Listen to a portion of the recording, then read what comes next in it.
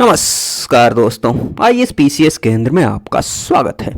दोस्तों, इस वीडियो में हम विटामिन एवं पोषण को देखने वाले हैं, जो बीपीएससी या किसी भी अन्य स्टेट पीसीएस एग्जाम के लिए काफ़ी इम्पॉर्टेंट है। पिछले वीडियोज को अगर आपने नहीं देखा है तो प्लेलिस्ट का लिंक मैं डिस्क्रिप्शन बॉक्स में दे दूँगा, वहाँ से आप ज़रूर देख लीजिएगा। तो बिना किसी देरी के चलिए वीडियो को शुरू करते हैं। सबसे पहले बात की जाए प्रमुख पोषक पदार्थ की, तो प्रमुख पोषक पदार्थ में आते हैं कार्बोहाइड्रेट्स, वसा, प्रोटीन, विटामिन, जल, खनिज लवण और न्यूक्लिक अम्ल। ठीक है ना। चलिए मैं एक्सप्लेन करके थोड़ा सा बताता हूँ जो इम्पोर्टेंट है एग्जाम के लिए। कार्बोहाइड्रेट्स की बात की जाए तो कार्बोहाइड्रेट्स कैसे बना होता है, देखिए कार्बन, हाइड्रोजन और ऑक्सीजन के 1:2:1। ठीक है ना। कार्बन, हाइड्रोजन, ऑक्सीजन 1:2:1 के अनुपात से मिलकर बना होता है कार्बोहाइड्रेट। कार्बोहाइड्रेट्स को हिंदी में बोलते हैं शर्करा। ठीक, और कार्बोहाइड्रेट्स का जो प्रमुख कार्य है वो जरूर याद रखना है आपको, वो इम्पोर्टेंट है। कार्बोहाइड्रेट्स का जो प्रमुख कार्य है वो है शरीर को ऊर्जा प्रदान करना, शरीर को ऊर्जा प्रदान करना। ठीक है ना। मतलब कार्बोहाइड्रेट जो काम करता है वो किसकी तरह काम करता है, ऊर्जा भंडारण की तरह काम करता है। ऊर्जा भंडारण की तरह काम करना कार्बोहाइड्रेट्स का क्या है, काम है। ठीक है ना। इतना ही आपको ध्यान में रखना है। कार्बोहाइड्रेट्स में जो इम्पोर्टेंट बात है वो ये ध्यान में रखना है कि शरीर को ऊर्जा प्रदान करना और ऊर्जा भंडारण की तरह काम करना कार्बोहाइड्रेट्स का काम है। मतलब कार्बोहाइड्रेट्स में जो इम्पोर्टेंट बात है ध्यान रखने वाली वो ये है कि इसका काम क्या है, शरीर को ऊर्जा प्रदान करना और ऊर्जा भंडार की तरह काम करना। ठीक है। उसके बाद फैट की बात की जाए, वसा की। ठीक है ना। तो वसा का भी प्रमुख रूप से जो कार्य होता है वो क्या होता है, ऊर्जा का उत्पादन। ठीक है, ऊर्जा उत्पादन में हेल्प करता है वसा। बात की जाए कि सबसे ज़्यादा ऊर्जा कहाँ से मिलती है, कार्बोहाइड्रेट से या फिर वसा से, यही प्रमुख स्रोत हैं। प्रमुख ऊर्जा के स्रोत जो है ना कार्बोहाइड्रेट्स और वसा ही हैं। तो सबसे ज़्यादा ऊर्जा कहाँ से मिलती है, तो वसा से, उसके बाद कार्बोहाइड्रेट्स। ठीक है ना। वसा से सबसे ज़्यादा ऊर्जा मिलती है, ये ध्यान रखिएगा, वसा। ठीक। और उसके बाद प्रोटीन की बात की जाए तो प्रोटीन का जो आप ध्यान रखिएगा, प्रोटीन का नामकरण किया था जे मूलर ने, नामकरण किया था। ठीक है। और खोज किसने की थी प्रोटीन की, जे बर्जेलियस। ठीक है ना। और प्रोटीन जो है ना, इसके निर्माण की जो बेसिक इकाई है ना, प्रोटीन के निर्माण की बेसिक इकाई वो क्या है, अमीनो अम्ल है। अमीनो अम्ल, थोड़ा सा ध्यान रखिएगा। प्रोटीन के निर्माण की जो बेसिक इकाई है वो अमीनो अम्ल है। ठीक। नामकरण जे मूलर ने किया था, खोज की थी जे बर्जेलियस ने। उसके बाद प्रोटीन में कुछ विशेष बातें और हैं जानने के लिए। प्रोटीन का जो प्रमुख कार्य है प्रोटीन का शरीर की वृद्धि एवं मरम्मत, मतलब शरीर का निर्माण करना प्रोटीन का मुख्य कार्य है। ठीक है, ये जरूर ध्यान में रखिएगा। प्रोटीन की कमी से जो होने वाले रोग है, प्रोटीन की कमी से कौन कौन सा रोग होता है, वो होता है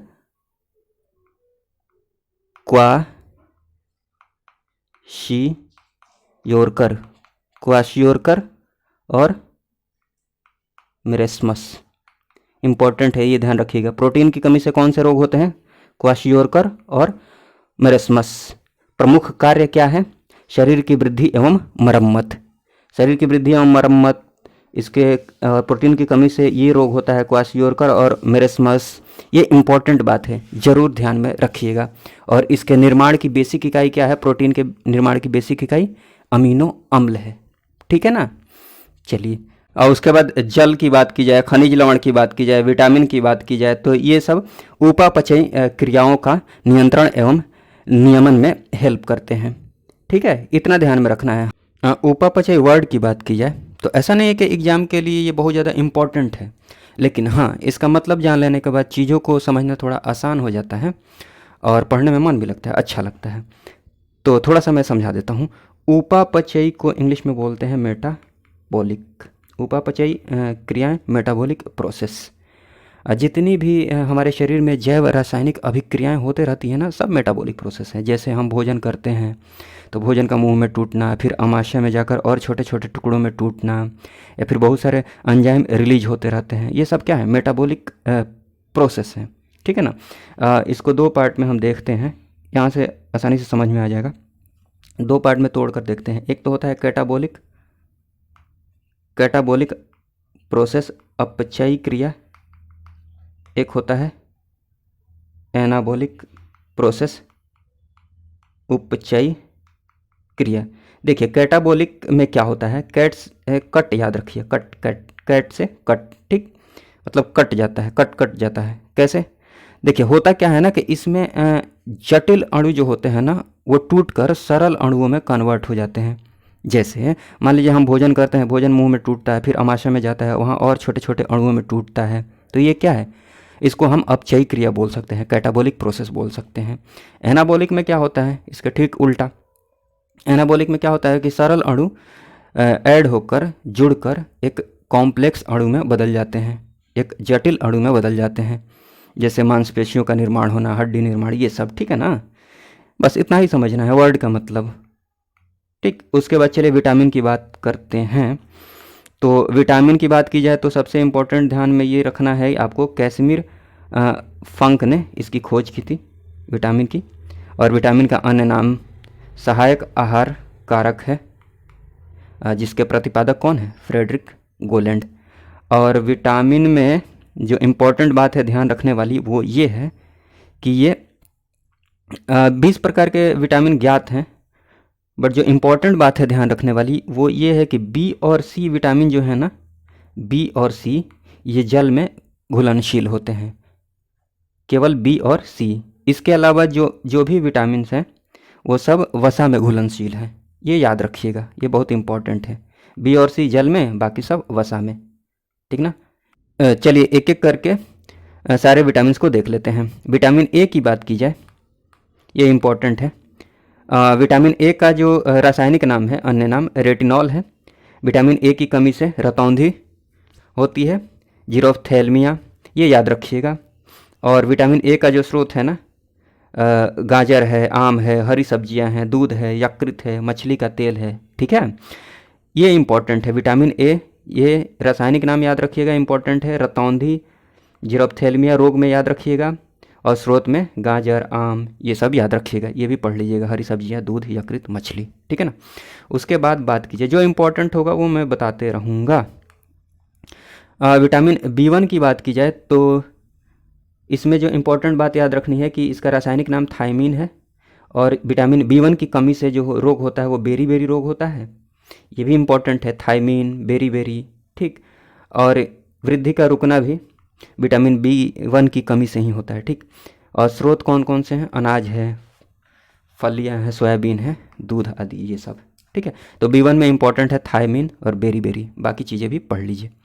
अब विटामिन B2 की बात की जाए तो इसका रासायनिक नाम है राइबोफ्लेविन, याद रखिएगा, राइबोफ्लेविन।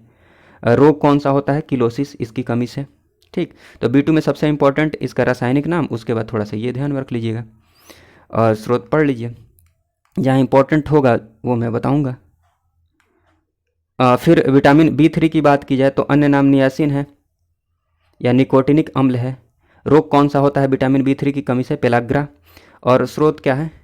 इष्ट है, मछली, मांस, अंडे, दूध, फलियां इत्यादि। तो इम्पॉर्टेंट इसमें जो है ना B3 में रोग याद रखिएगा, पेलाग्रा, और रासायनिक नाम जो है नियासिन।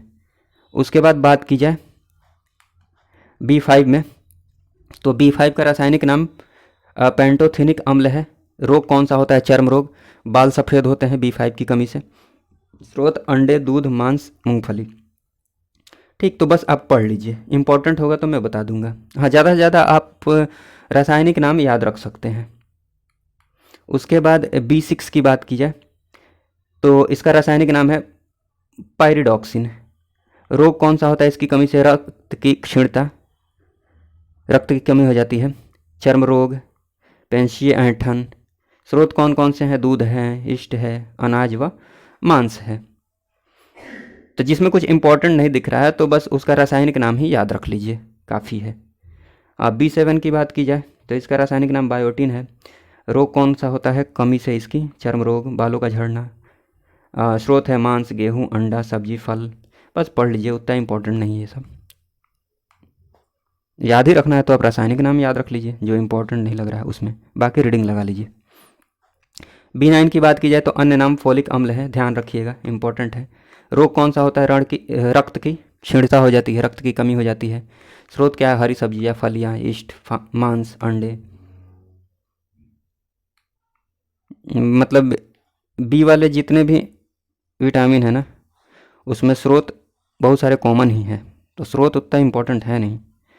B12 की बात की जाए तो ये इम्पोर्टेंट है, इसका अन्य नाम है साइनो कोबालामिन, इम्पोर्टेंट है, ध्यान रखिएगा। रोग कौन सा होता है इसकी कमी से? रक्त की क्षीणता हो जाती है, घातक रूप से, काफ़ी खतरनाक रूप से, ठीक है ना। और स्रोत है मांस, मछली, दूध, अंडा। तो स्रोत उतना इम्पोर्टेंट नहीं है, बट पढ़ लीजिए। विटामिन सी इम्पॉर्टेंट है, बहुत इंपॉर्टेंट है। अन्य नाम क्या है? एस्कॉर्बिक अम्ल, मतलब रासायनिक नाम है इसका। रोग कौन सा होता है इसकी कमी से? एस्कर्वी रोग होता है। और स्रोत क्या है? आंवला है। नींबू वंश के जितने भी फल हैं ना वो हैं, जैसे संतरा वगैरह, टमाटर व सब्जियां आदि, ये इंपॉर्टेंट है, आंवला और नींबू वंश के फल। फिर ये भी इंपॉर्टेंट है, एस्कॉर्बिक अम्ल और एस्कर्वी रोग, ये याद रखिएगा। सी, विटामिन सी। विटामिन डी भी इंपॉर्टेंट है। विटामिन डी का अन्य नाम है कैल्सीफेरॉल, कैल्सीफेरॉल। रोग कौन सा होता है? सूखा रोग होता है, जिसको रिकेट्स भी बोलते हैं, दोनों याद रखिएगा। तो ये इंपॉर्टेंट है, कैल्सीफेरॉल और सूखा रोग अर्थात रिकेट्स। स्रोत में जो जो इम्पोर्टेंट बात है, सूर्य का प्रकाश, ये पढ़ लीजिए। मक्खन, मछली का तेल, अंडा, ये सब, ठीक है ना। और रोग में ये भी देख सकते हैं, ऑस्टियोमेलेसिया। फिर विटामिन ई की बात की जाए तो अन्य नाम टोकोफेरॉल है, याद रखिएगा। जनन क्षमता की कमी हो जाती है, जनन अंग तथा पेशियों की कमजोरी हो जाती है, ठीक है ना, ध्यान रखिएगा विटामिन ई में। और स्रोत में बात की जाए तो तेल, गेहूं, अंडे की जर्दी, सोयाबीन, ये सब है। फिर विटामिन के की बात की जाए तो विटामिन के में जो इम्पोर्टेंट है ना, अन्य नाम तो नेफ्थोक्विनोन है।